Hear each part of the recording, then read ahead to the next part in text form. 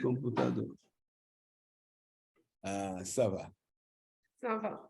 Então, vamos lá. Bom dia a todos, bonjour à tous. C'est un grand plaisir d'être ici pour la quatrième édition du Retina São Paulo. Bom dia a todos, um prazer enorme de estarmos aqui para a quarta edição do Colóquio Retina. Compondo a mesa de abertura, nós temos a professora Suzete Venturelli e o professor François Soulages, que fará a sua conferência em seguida.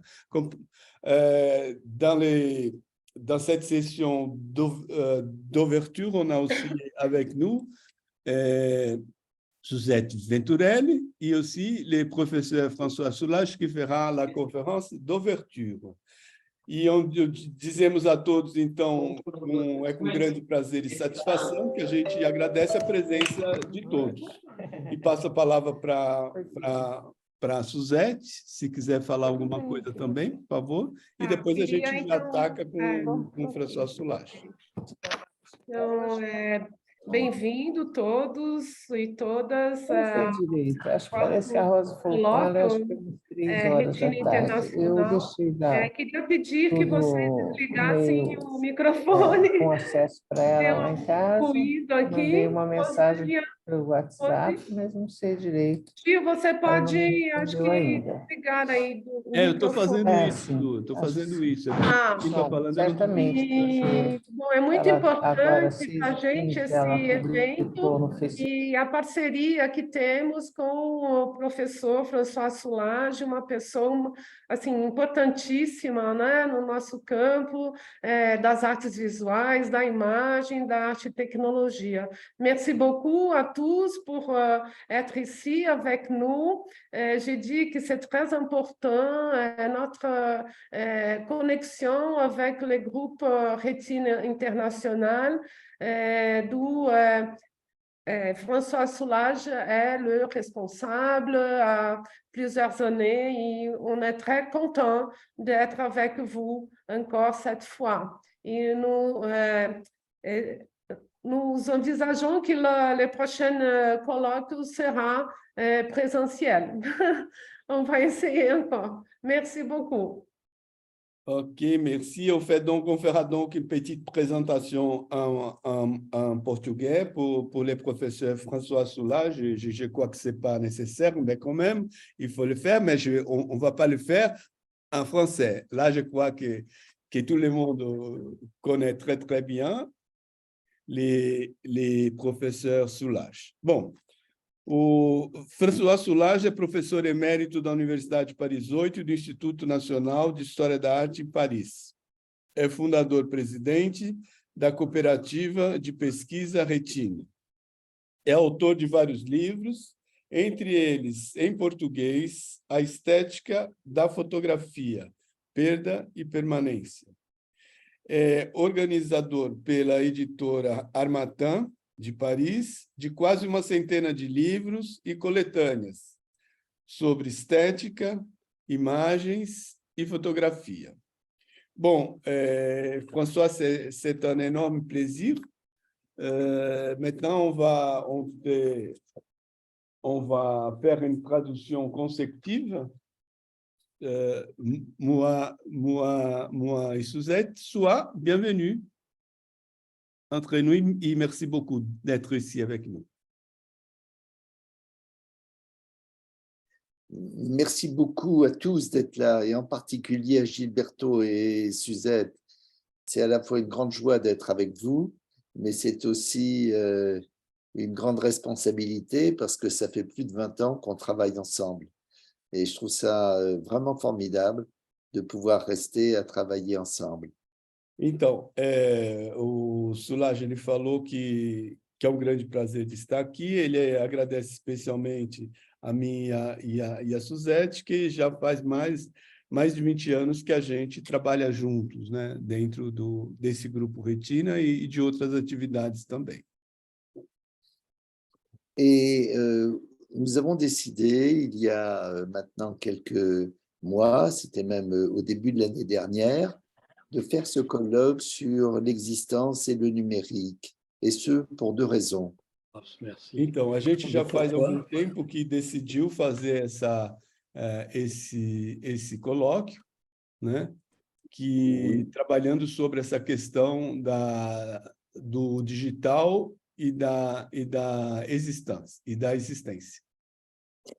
Première raison, c'est parce que j'ai choisi là depuis 1 an et demi de labourer un champ théorique pour m'interroger dessus avec les gens avec lesquels je travaille, donc avec Gilberto et notre amie Suzette, de travailler sur la notion d'existence.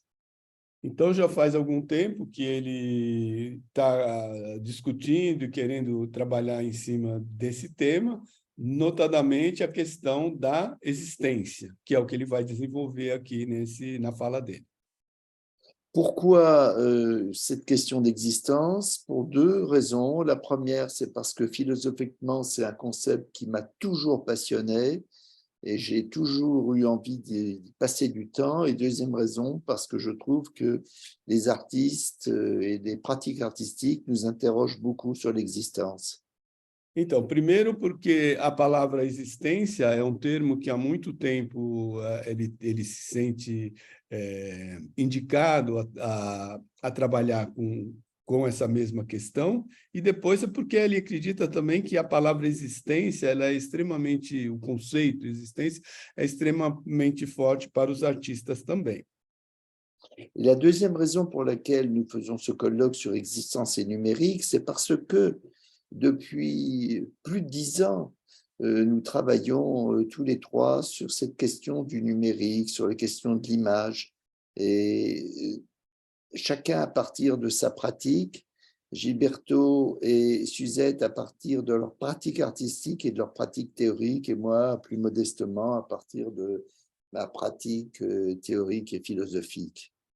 Então, e uma outra razão para trabalhar em cima desse tema é que, no caso, a Suzette e eu trabalhamos mais do ponto de vista artístico e da própria reflexão artística, e ele do ponto de vista da parte teórica e do ponto de vista filosófico também. Então, são essas questões que ele vai tentar juntar e trabalhar nesse conjunto.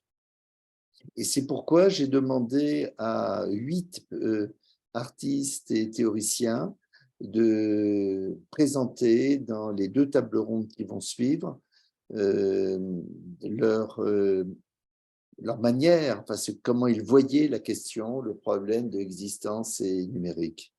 Então, e por isso mesmo que ele tentou ele convidou, ele montou as duas mesas redondas que se seguem, para que artistas e pensadores possam também trazer esse mesmo tema, essa questão da existência e do digital, para que possam acrescentar nessa discussão. Au niveau de la méthode, vous voyez, là, je vais prendre la parole, mais on va laisser un temps pour la discussion.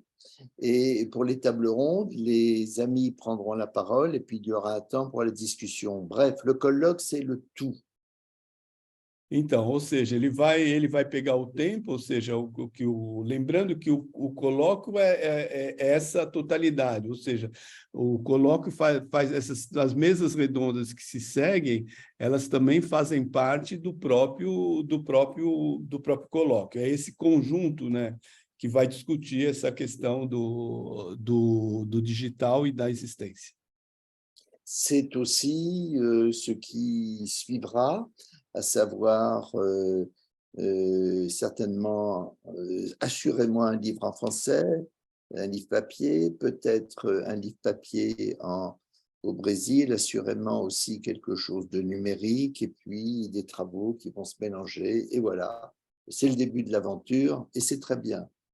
Então, e lembrando que isso tudo, provavelmente isso vai trazer, né, publicações em livros, sejam livros impressos ou livros digitais, né? Lembrando, como eu falei, né, que o próprio Soulages ele conduz uma linha, né, de trabalho lá na editora Harmattan, em Paris, mas, ou saindo aqui e lá, Mas, enfim, vão ser essas outras publicações ou essa continuidade de assim, trabalho, ela é esperada.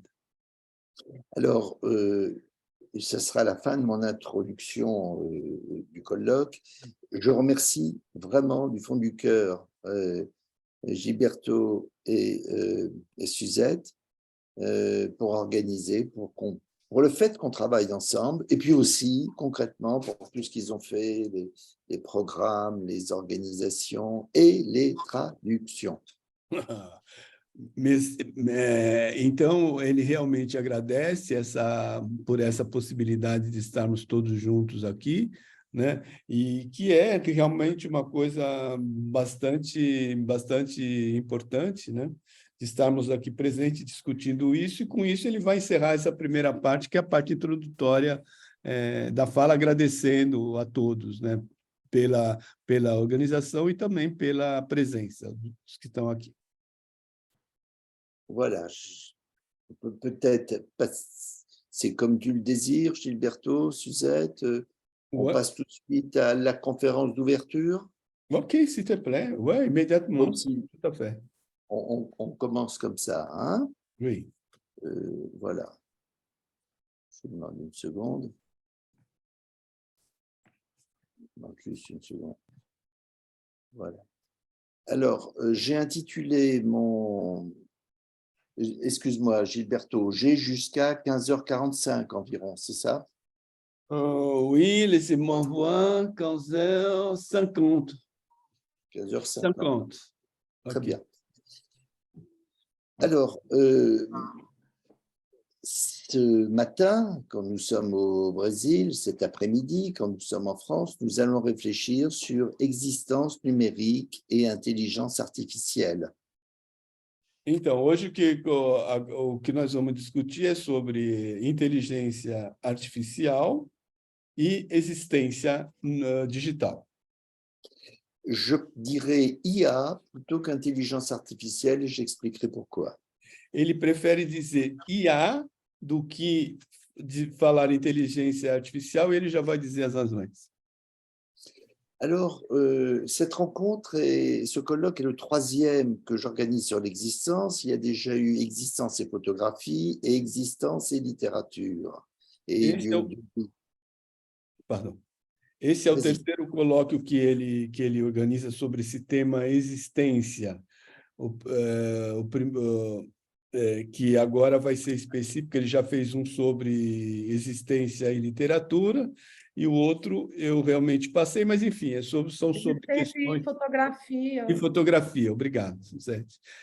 Existência e fotografia foi o outro também, agora ele passa sobre essa questão de existência e IA. Alors, en début, même pas introduction, je dirais quelques mots sur le mot français existence.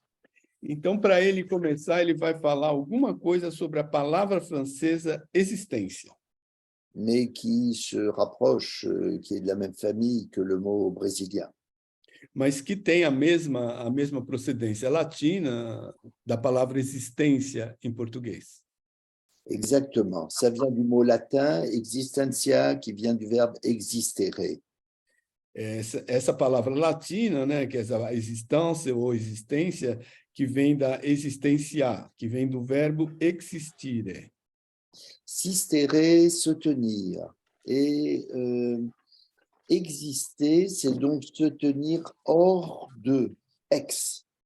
Ou seja, que é segurar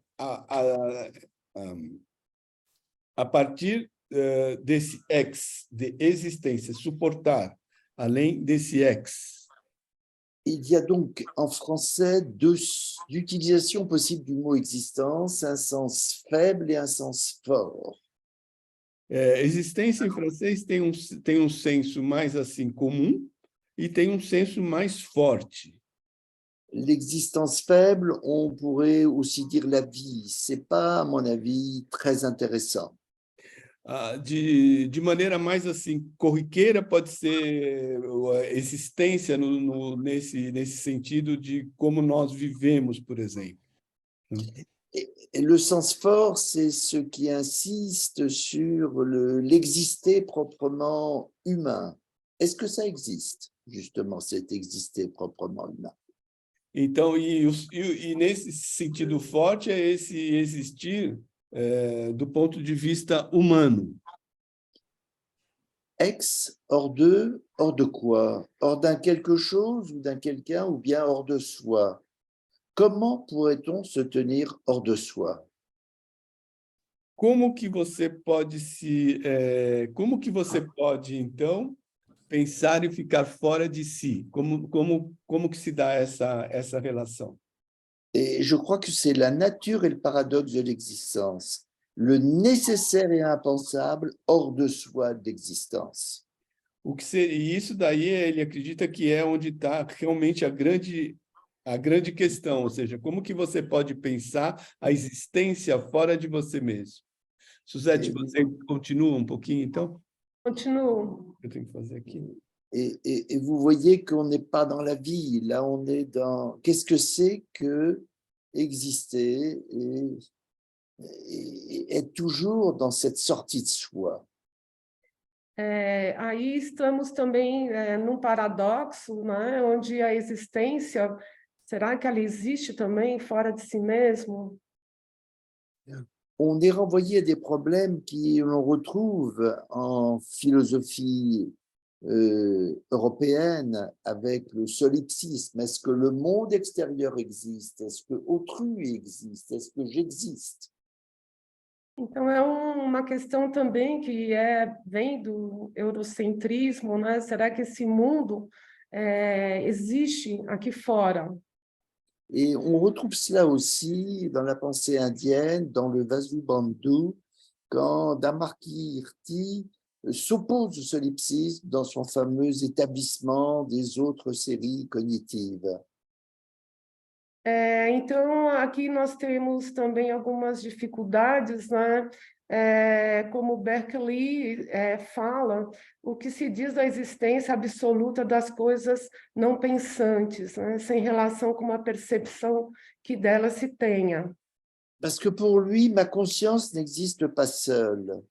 Ce qui est surprenant de la part d'un idéalisme, et vous connaissez comme moi une partie de la philosophie indienne, et bref, on est renvoyé à des problèmes. Et c'est parce qu'on est renvoyé à des problèmes que, entre autres, des artistes peuvent nous aider.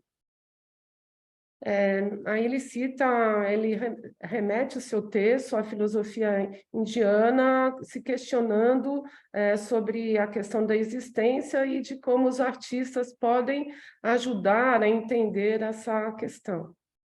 Et c'est donc cette question de l'existence de l'autre, de l'existence de soi, qui va être secouée par le développement du numérique ou le développement de l'IA.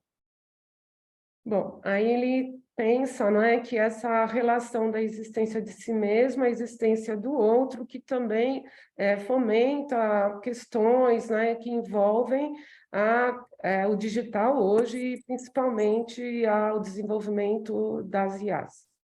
Et je le dis pour Suzette, là nous revenons sur le document 1, Essence numérique et IA, et je parle à partir de ce document 1. Ok. Então, ele vai agora retomar, né, a partir desse preâmbulo, o texto principal da sua conferência.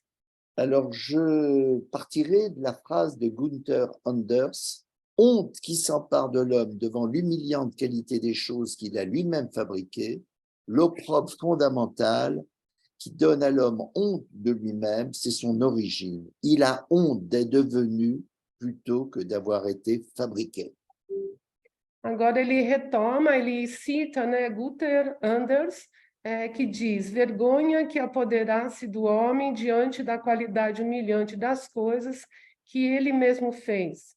A censura fundamental que faz o homem se envergonhar de si mesmo, esta é a sua origem. Ele tem vergonha de ter se tornado, em vez de ter sido feito. Ce texte était écrit il y a 70 ans et aujourd'hui, nous pouvons nous dire que parfois, nous avons des complexes devant ChatGPT devant le numérique et devant même notre propre nature au point de rêver d'un transhumanisme, de quelque chose qui nous dépasse. Então, esse texto tem quase... Obrigado, Su. Esse texto tem quase 70 anos, né? E fala dessa relação de como que o homem pode ficar envergonhado diante dessa chamada inteligência artificial ou desses processos como o ChatGPT. L'homme doit-il avoir honte face au numérique et à l'intelligence artificielle et vivre sa 4e blessure narcissique, ou au contraire, s'enorgueillir d'avoir trouvé une maîtresse qui lui donnera son bonheur? O homem deve se envergonhar, então, diante da inteligência digital e artificial e experimentar sua 4ª ferida narcísica, ou, ao contrário, se orgulhar de ter encontrado um amante que lhe dará a felicidade? Ou bien vouloir être maître de cette servante? Ou então, querer ser o mestre desse ser? Dans ce colloque, il pourra y avoir des approches plurielles, sociologiques, bien sûr, avec peut-être les lieux communs sur ChatGPT, mais aussi artistiques et esthétiques, mais surtout existentielles, métaphysiques et philosophiques. Então, nesse colóquio, a gente pode ter diversas abordagens plurais, sociológicas, é claro, por exemplo, no que diz nesse lugar comum, que é o ChatGPT, mas também artistas estéticas, sobretudo existenciais, metafísicas e filosóficas. Donc, dans un premier temps, je voudrais esquisser, enfin rappeler ce que j'appellerais les 3 âges de l'humanité. Então, em um primeiro momento, ele vai querer fazer uma espécie de assim, rascunho ou introdução, uma rápida introdução a um tema que ele chamou as 3 idades da humanidade. Et resituer le problème du rapport au numérique face à quelque chose de plus général. Então, a gente vai passar da questão do que seria digital para uma coisa mais abrangente, mais geral. Le XXe siècle avait infligé à l'humanité 2 risques majeurs, le totalitarisme et ses exterminations de masse, la bombe atomique et ses assassinats de masse. O século XX infligiu 2 grandes riscos à humanidade, o totalitarismo e seu extermínio em massa, a bomba atômica e seu assassinato em massa. Le XXIe siècle en inflige 5 autres, l'IA, le transhumanisme, le réchauffement climatique, la surpopulation et le communautarisme sectaire. No século XXI, nós temos 5 outros, seriam, no caso, a inteligência artificial IA, o transhumanismo, o aquecimento global, a superpopulação e o comunitarismo sectário. Malraux avait dit le XXIe siècle sera spirituel ou religieux ou ne serait pas. En tout cas, il risque d'être sectaire et communautaire, donc anti-universel et anti-humaniste. Monroe havia dito que o século XXI seria espiritual, religioso ou não. Em todo caso, corre o risco de ser sectário e comunitário, portanto, anti-universal e anti-humanista. Nous ne parlerons pas ici des risques liés à la surpopulation, au réchauffement climatique. Nous n'aborderons le transhumanisme qu'en tant qu'enjeu du numérique et de l'IA. Não falaremos aqui dos riscos ligados à superpopulação e ao aquecimento global, e abordaremos apenas o transhumanismo como uma questão digital e de IA. Alors, vous voyez bien que le problème du numérique n'est pas tranché parce que le numérique, c'est aussi le nombre, l'abstraction. Nul n'entre ici s'il n'est géomètre, disait Platon. Là serait nul n'entre ici s'il n'est numérique. Et ça peut avoir une positivité. On pourrait même aller jusqu'à la mathésis universalis, chère non seulement à Descartes et à Leibniz, mais à Husserl. Donc, vous voyez, il y a quelque chose qui pourrait être un surhumanisme et non pas un transhumanisme. Então, o que ele vai dizer é que existem questões que podem ser superhumanistas e não transhumanistas assim, somente, ou seja, que tudo depende de como que as pessoas elas têm ou trabalham esse envolvimento na própria sociedade. Et d'un autre côté, on sait aussi que le numérique, dans un certain emploi, risque de nous faire oublier la chair, de nous faire oublier l'existence, de nous faire oublier le hors-d'eux, soi dont on parlait tout à l'heure. Donc, les choses ne sont pas jouées. Então, a questão é que tem também que essa questão da própria IA pode nos fazer esquecer ou, de alguma maneira, contrapor essa relação com a própria existência, né? De nos colocar fora de nós mesmos. Alors, comment se positionner face au risque, à l'opportunité que représente le numérique et l'IA? Então, como que a gente pode repensar essa questão de se opor ou não ao risco do que seria a IA e a própria existência? Peut-être que ça dépend de l'âge du sujet et de son implication dans la société. Talvez isso dependa da idade da própria pessoa e da sua implicação na sociedade. Suzete. Ok. On pourrait dire qu'il y a 3 âges, mais qui dépassent l'âge effectif du sujet. Pois há 3 idades do homem e da humanidade que podem ultrapassar a própria questão da idade. Et on peut, à un certain âge, avoir telle ou telle position, des choses différentes. Je ne serais pas un disciple de Confucius cet après-midi. Ele não vai ser discípulo de Confúcio nesta manhã, tarde, não é? Porque pode haver também dúvidas sobre a questão desse momento do sujeito, né? Das idades que ele aborda. Je vous rappelle ce que disait Confucius. À l'âge de 15 ans, j'ai consacré mon esprit aux études. À 30 ans, mes aspirations étaient fermement établies. À 40 ans, je n'étais pas égaré. À 50 ans, j'ai compris les commandements du ciel. À 60 ans, j'ai pu comprendre rapidement le sens des paroles des autres. Et maintenant, à 70 ans, je peux faire tout ce que je veux tant que cela ne viole pas la loi. Então ele vai retomar Confúcio, né, que diz o seguinte: aos 15 anos, dediquei minha mente aos estudos. Aos 30, minhas aspirações estavam firmemente estabelecidas. Aos 40, eu não estava perdido. Aos 50, compreendi os mandamentos do céu. Aos 70, consegui entender rapidamente o significado das palavras de outras pessoas. E agora, não, aos 60, né? E agora, aos 70, posso fazer o que quiser, desde que não infrinja a lei. Le premier tiers de la vie est l'âge de l'appréhension et de l'alerte. L'âge de Greta, cette jeune Suédoise qui, à 16 ans, mobilise la jeunesse du monde pour alerter les décideurs quant aux conséquences du réchauffement climatique. L'âge d'Étienne de la Boétie, quand, exactement au même âge, il écrivait le discours de la servitude volontaire. O primeiro terço da vida é a idade da apreensão e do alerta, a idade de Greta, essa jovem sueca que, aos 16 anos, mobiliza a juventude do mundo para alertar os decisores para as consequências do aquecimento global. A idade de Etienne... Opa! Les artistes... Pardon. Okay. Les artistes critiques qui travaillent sur le numérique et l'IA, et non seulement avec, habitent aussi cet âge qui engendre une posture de distance, déconstructrice et dénonciatrice. Artistas críticos que trabalham com digital e IA, e não só com, também habitam essa época que gera uma postura de distância, desconstrutora e denunciadora. Puis, il y a le deuxième tiers de la vie, l'âge de l'action et de la réalisation, le temps du déploiement de la technologie. Então, é o segundo terço da vida, é a idade da ação e da realização, o tempo da implantação da tecnologia.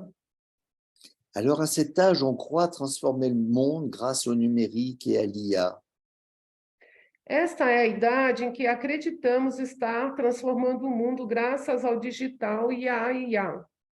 Mais peut-être, si l'on en croit Sanders, le numérique et l'IA développeront tous les possibles et l'on risque d'y perdre quelque chose.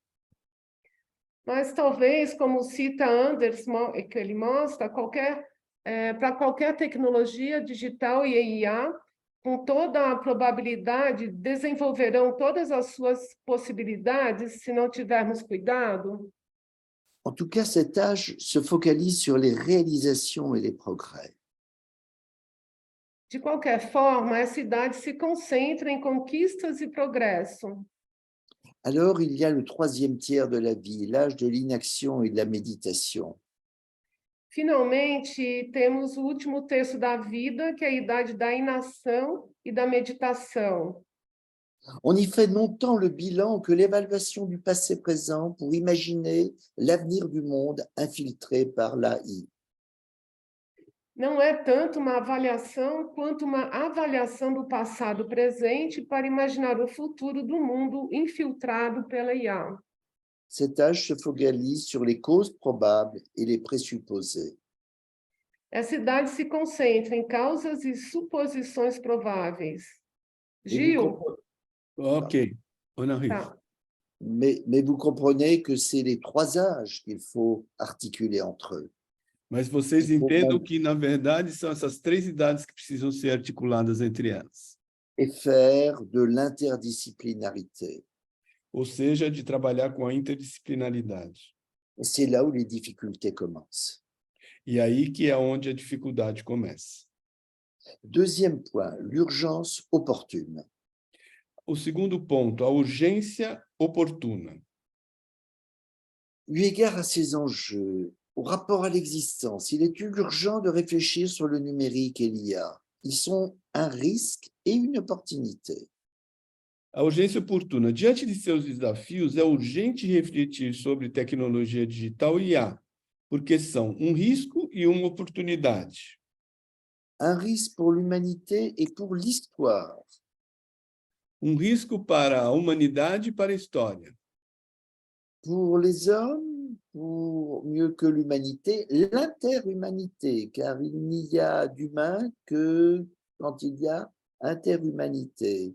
Et corrélativement, intra-humanité qui met en dialogue la pluralité qui est en nous. Para os homens que, melhor do que para a humanidade, a interhumanidade, porque não há um humano somente quando há interhumanidade. E, correlativamente, a intra-humanidade que põe em diálogo a pluralidade que há em nós. Et si l'interhumanité devenait un sous-ensemble du monde des machines sous le contrôle du numérique et de l'IA, il n'y aurait plus histoire. E se a interhumanidade se tornasse um subconjunto do mundo das máquinas, sob o controle do digital e da IA, não mais haveria história. Au XXe siècle, beaucoup de gens l'ont compris ou l'ont craint. Aldous Huxley, Bernanos, Orwell, Kubrick, Asimov, Dick, Ellul, Illich, etc. Et même si l'on remonte plus loin, rappelons-nous le Prométhée enchaîné d'Eschyle. Então, existe uma urgência, mesmo que no século XX, por muito tempo, tenha gritado dessa urgência Aldous Huxley, Bernanos, contra os robôs, George Orwell, Kubrick, Asimov e tantos outros, mas a gente não pode lembrar que tem também o Esquilo e seu Prometeu acorrentado. Il y a une urgence car il y a un risque et on l'entend bien quand on entend des gens naïfs comme Ray Kurzweil. Então, é urgência porque é risco, ainda mais se ouvirmos esse grande ingênuo que é o Ray Kurzweil. Je cite, « Notre intelligence a tout juste dépassé le seuil critique au-delà duquel elle va pouvoir s'élever indéfiniment vers un pouvoir créatif sans frontières. Est-ce que c'est si simple? » Então, ele vai citando aqui o Ray Kurzweil, nossa inteligência acaba de ultrapassar o limiar crítico, além do qual poderá elevar-se indefinidamente rumo a uma potência criativa sem fronteiras, inteligência artificial infinita. Tal seria o sonho. Seria este o futuro? Risque, mais aussi opportunité. Risco, mas também oportunidade. Opportunité, non pas au sens infantile des managers enthousiastes, ni au sens hegelien pour le négatif grâce à Laufebung, mais dans un sens grec du kairos, l'instant que le chasseur doit saisir quand, de façon inattendue, le gibier passe devant lui. Oportunidade não tanto no senso infantil dos gestores entusiasmados. Os gestores sempre se entusiasmam. É assim, aí ele passava, deixava a roupa, aquele negócio. Deixa eu só dizer, eu peço a todos, por favor, desliguem o microfone. O cachorro, aí o cachorro para lá, aí o cachorro gostava dos dois. Ah, meu Deus, onde é que está aqui, João? Je poursuis. Oui, attends. Então, nesse sentido, de que maneira a gente pode pensar essa oportunidade, nem que seja nesse sentido hegeliano e negativa, mas se tornar positiva no sentido grego de kairos, o momento em que o caçador deve aproveitar. Là on suit. Merci. Et Gilberto a traduit au momento, il a raison. Nous sommes ici confrontés à deux groupes. Le numérique, qui risque d'être abstrait, mais passionnant, et puis l'existence, qui renvoie au temps, à l'histoire, à l'événement, au moment.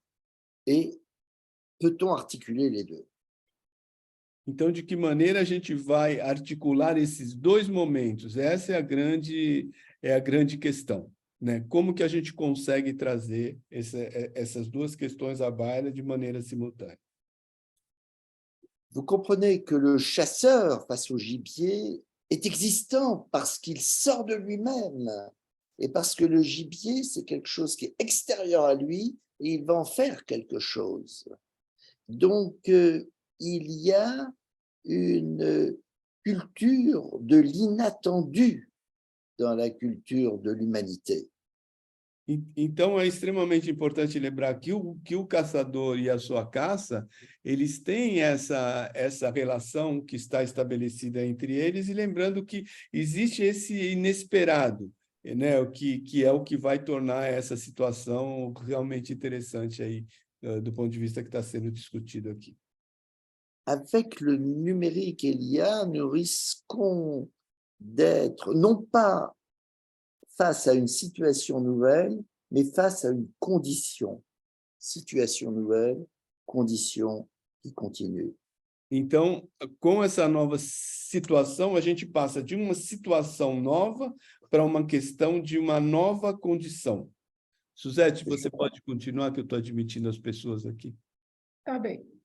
Et nous comprenons que l'existence, ce n'est pas le tragique, mais c'est la possibilité du tragique, alors que le numérique, c'est non seulement la mise entre parenthèses du tragique, mais l'exclusion du tragique. Ele coloca que é uma questão do numérico relacionado com o termo trágico, né, com esse sentido. Então, talvez o futuro da humanidade, interhumanidade, com o digital e IA pode ser trágico. Le numérique et l'IA sont un fait, excusez-moi, troisième moment, la médiation nécessaire. Terceiro momento, a meditação necessária. Le numérique et l'IA sont un fait qui cannibalise le corps sociétal et le corps social. O digital e a IA são um fato que canibaliza o corpo social e o corpo social. C'est donc pour des raisons pratiques qu'il faut méditer sur eux, car ils s'accompagnent d'une idéologie d'autant plus forte que des intérêts financiers, économiques et militaires ont intérêt à leur développement et ont les moyens pour mettre les lobbyistes et les hommes de propagande et de marketing à leur service. Portanto, por razões práticas que devemos meditar sobre eles, porque eles são acompanhados por uma ideologia tanto mais forte quanto interesses financeiros, econômicos e militares têm interesse em seu desenvolvimento e têm meios para lobistas e propagandistas e ou comerciantes ao seu serviço. Le numérique et l'IA sont donc tendance à aller Eu não estou com frio. du côté de l'idéologie. Você também não está melhor?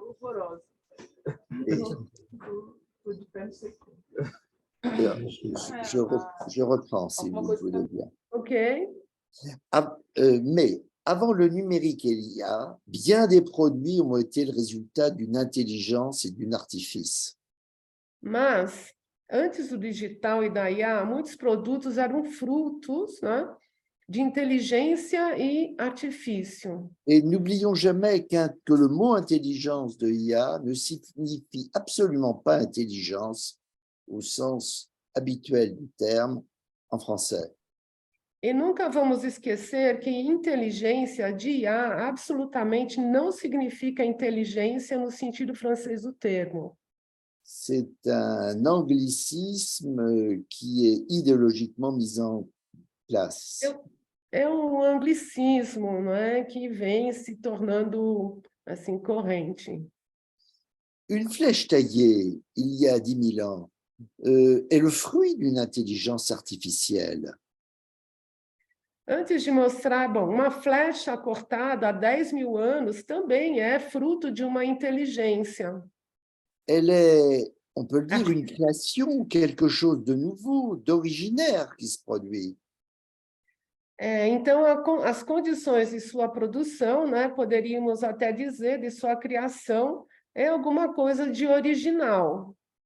Non pas, ce qui est intéressant, c'est pas le nouveau qui serait une valeur en soi, mais c'est parce que cet originaire transforme les individus, leur rapport entre eux, l'interhumanité. Não é algo novo, é porque é algo novo e original que acontece, o novo teria um valor em si, não é? Só tolos e comerciantes se entusiasmam diante de uma novidade, não é? Mas por trás de onde vem a ideologia da inovação, não é? Nous sommes les filles et les fils de la flèche, de tout ce qui existe. Nós somos os filhos e as filhas de uma flecha, né, de onde tudo isso surge. Et plutôt qu'une seule intelligence intellectuelle, nous voyons aussi qu'il y a bien sûr une intelligence manuelle. Antes da inteligência artificial, teríamos a inteligência manual. Plutôt qu'un homo sapiens isolé, nous voyons comme Bergson un homo faber en relation. Quando Bergson, né, vai falar sobre esse assunto, né, então, antes do Homo sapiens, né, temos o Homo faber. Et ce que nous rappelle Bergson, c'est que non seulement nous faisons des outils, mais nous faisons des outils à faire des outils. Então, como Bergson afirma, né, não somente fabricamos utensílios, mas utensílios dos utensílios. Alors l'intelligence, l'IA, est dans cette continuité de fabriquer des outils à partir d'autres outils. Então, a inteligência artificial, né, para a Soulage, dar essa continuidade, fabricar utensílios a partir de outros utensílios.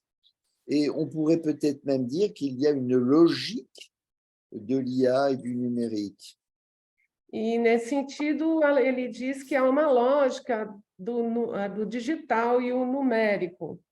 Alors, cette logique programmable, prévisible peut-être, s'oppose à ce que l'on appelait tout à l'heure l'existence.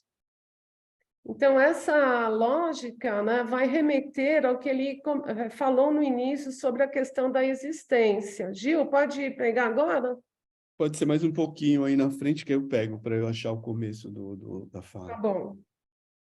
L'existence qui serait que programmable et programmée ne serait pas une existence, mais simplement une vie, voire pas grand-chose, une répétition. Mas uma existência que é programada e reprogramada talvez não seja uma existência.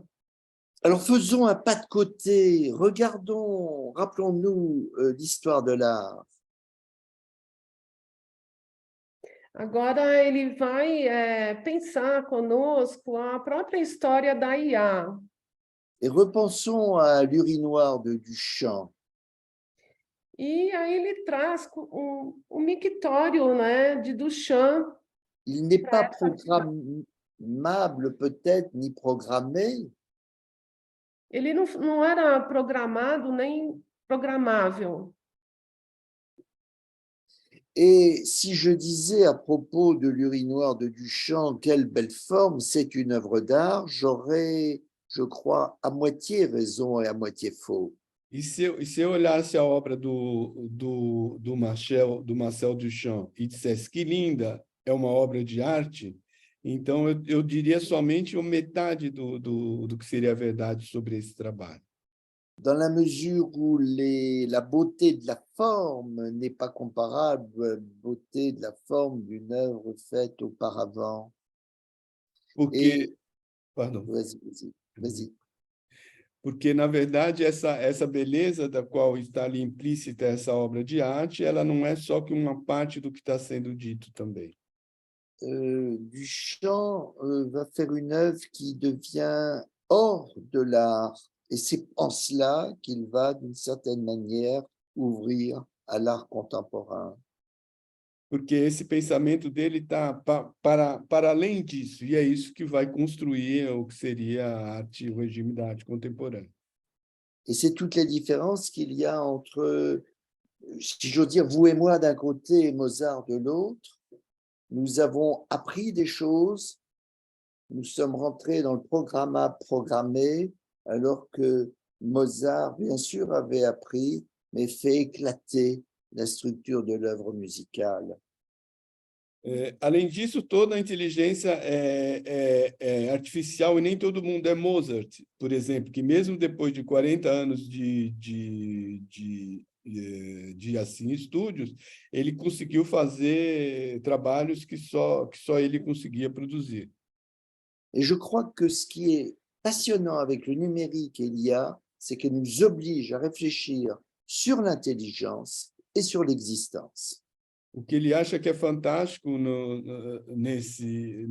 na questão do próprio digital é que ele nos obriga a refletir sobre a nossa própria existência.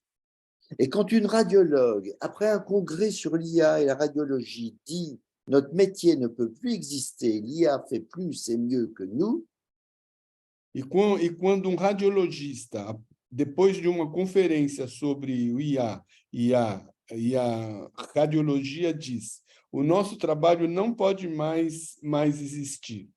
Um cara que tira raio-x. Ela faz isso muito melhor que nós.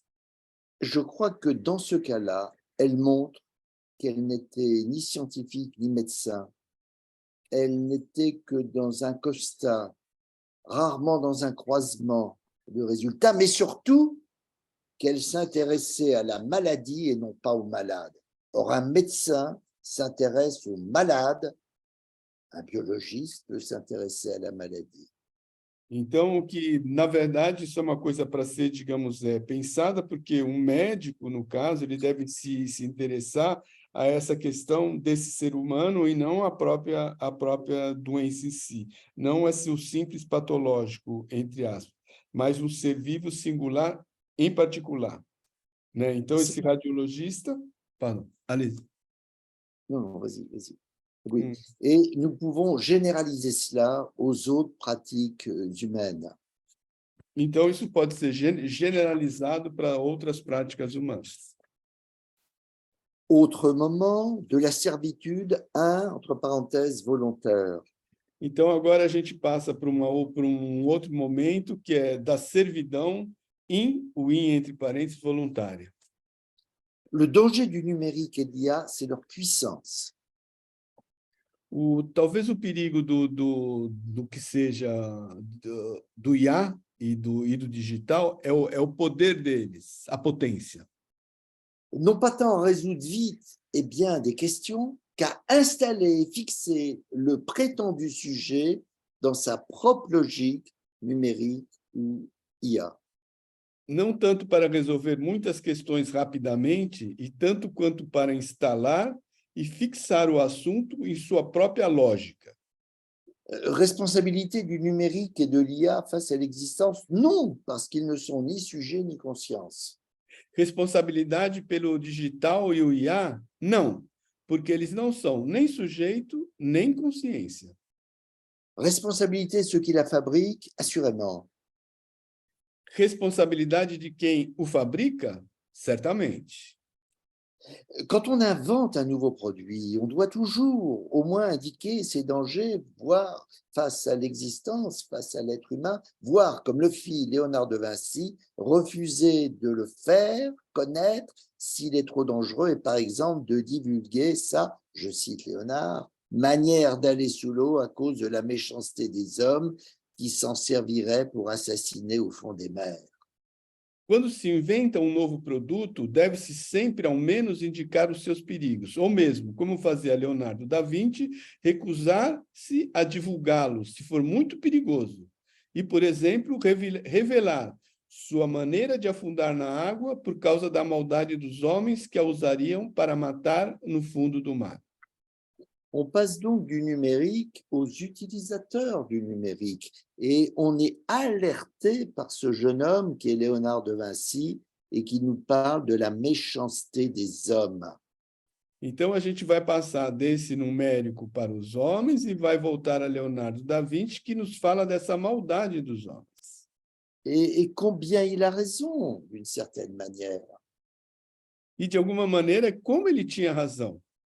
On pourrait faire la liste des gens qui dirigent un pays ou une entreprise et qui sont des caractériels profonds, des êtres particulièrement méchants, et au sens aussi où peut-être Platon en parlait.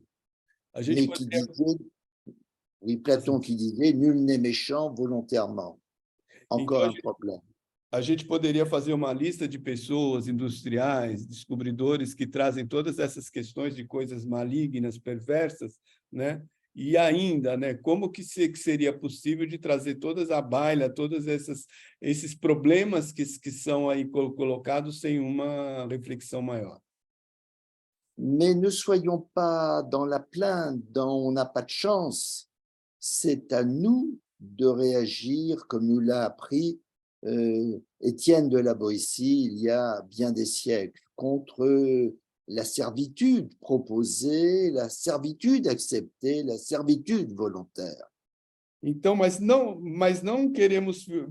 deixemos que nos abater, né? E como se tudo tivesse impossível de ser resolvido, e como disse Etienne, a gente já faz alguns séculos falando sobre sobre a servidão voluntária, e recusar-se a resistir a essa unidade, a essa única possibilidade em função desse totalitarismo.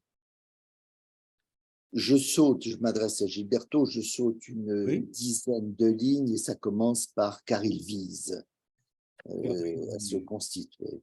Alors, le numérique et l'IA visent à se constituer comme monde clos, comme clôture, à se substituer au monde d'avant, l'ancien monde, comme disent ces valets serviles qui prêchent le nouveau monde, qui serait le meilleur des mondes.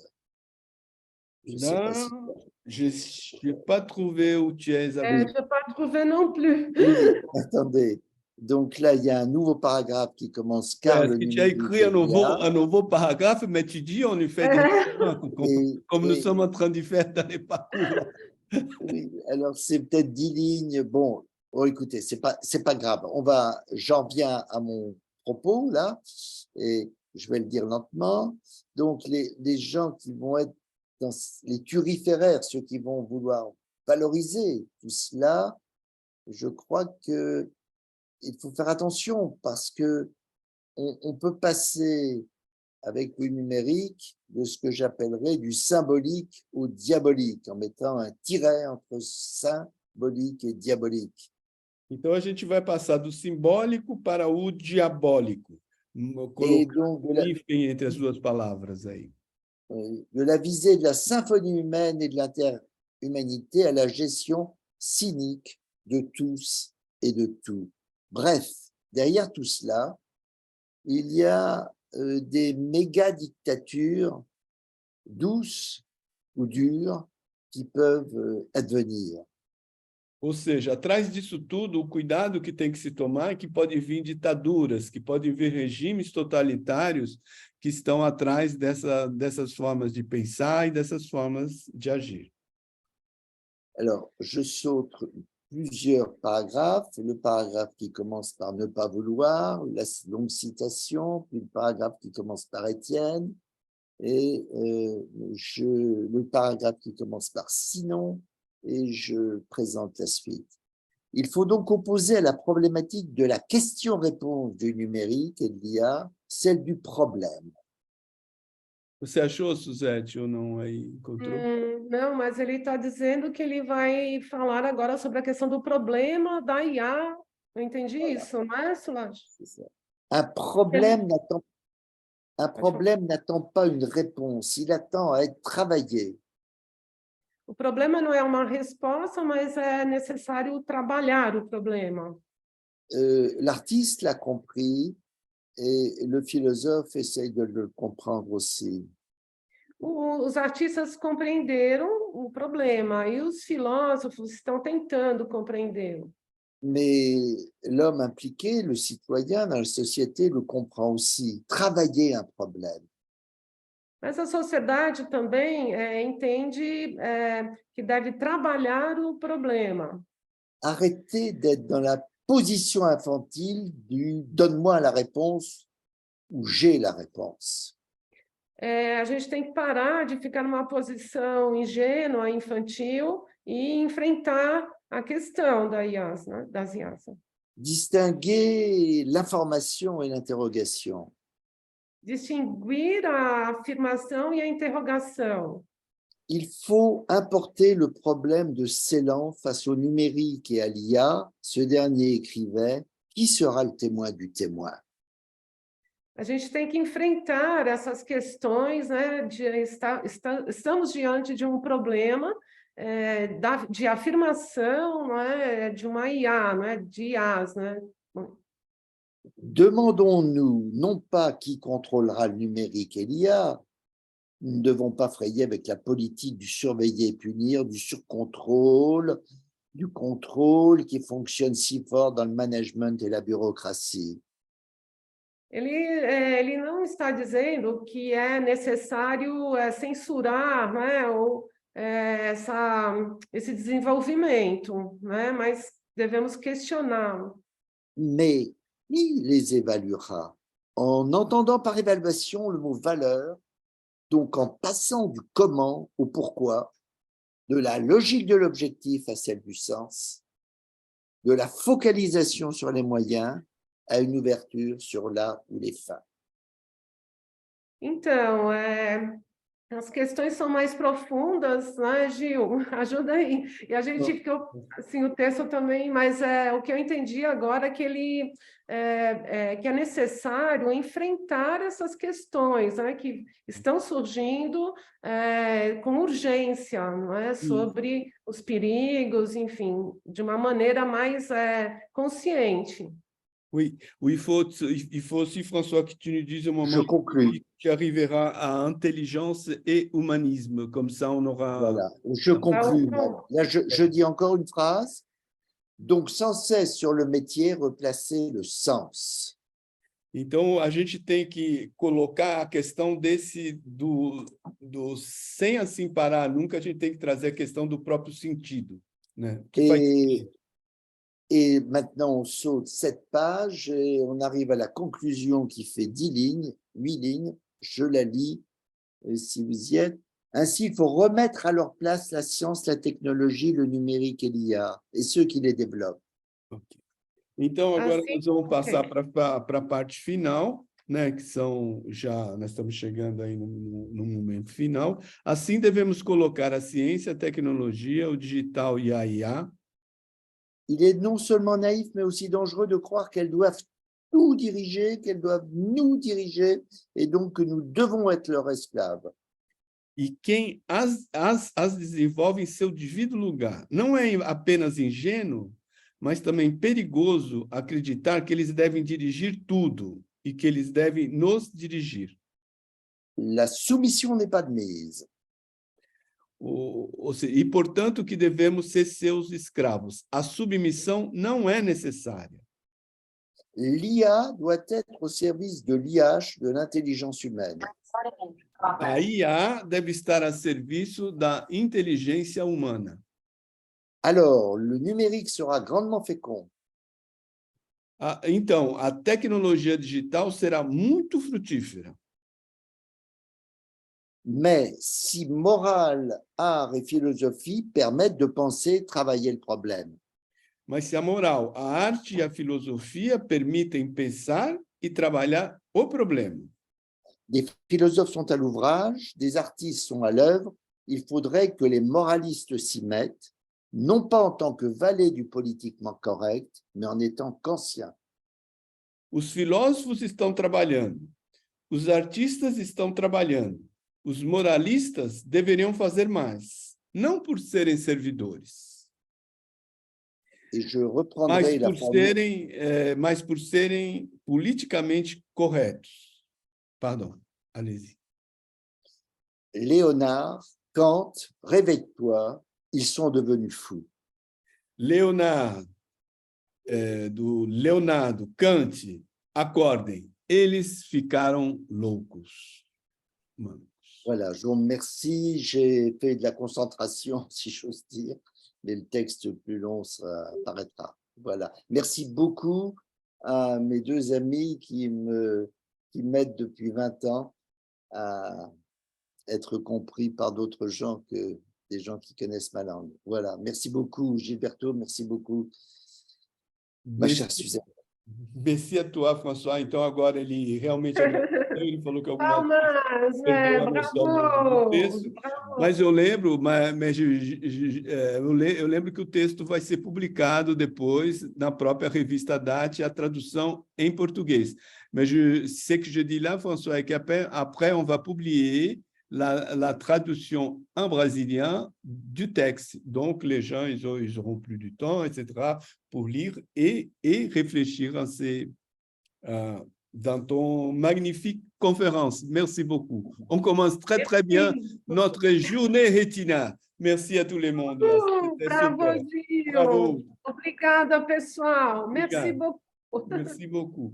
Bon, alors il faut dire à tout le monde, je parle en français d'abord, e depois eu vou falar em português. La table ronde qui suit, elle est dans les mêmes liens, dans les mêmes links.